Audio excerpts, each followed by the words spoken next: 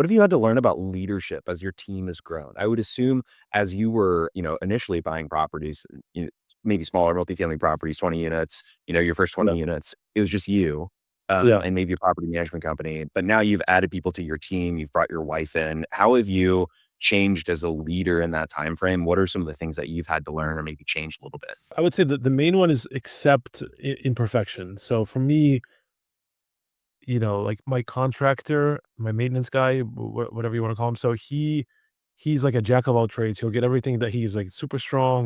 But there's just a lot of stuff that he'll do imperfectly, very imperfectly. And where, sometimes he'll go and he'll do maintenance, then he'll leave a mess and like I'll get a call from the tenant that like, blah, blah, blah. Or he'll like, like right now he's renovating an apartment for like a program that is like a housing program sort of, but it's like this arrangement where they anyway, so and he was like smoking in the unit while they still have their furniture and like I got a call from whatever. Right? So you just this kind of stuff. And so I'll call and scream at him, right? But then I also know that, I weigh out the pros and cons and I'm kind of like, he's still a very viable option.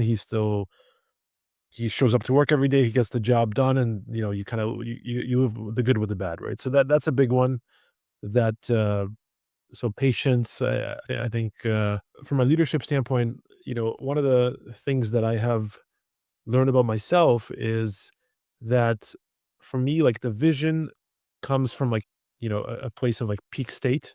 So if I'm feeling inspired, that's where I will, like, write down kinda, like, my vision, right? So, basically, like, if I go for this is, like, an extreme example, but I always think about, like, if you could one time a year, like, I don't do drugs, right? But, like, if one time a year you can take some kind of a drug that gives you, like, a 2-hour period where you just feel euphoric and you create this vision that discounts any fear, it's just, you're just unrealistic, right? Like, I mean, which, by the way, I think a lot of probably CEOs or, like, Steve Jobs with LSD or whatever, right? So, there's probably some elements of people leverage this, right? But basically, if you can create your peak state from a place of optimism and a euphoric kind of vision and feeling, right? And then when you implement it, doesn't matter that you don't feel like doing it, right?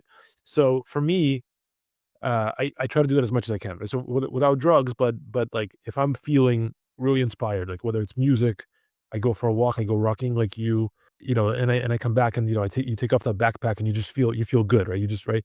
So in those periods, that's when I would like to create that vision, and then day to day when you don't feel like doing it, when your kids are making a lot of noise, and when you're tired and the kind of the day to day stress takes over, you still know what your north star is.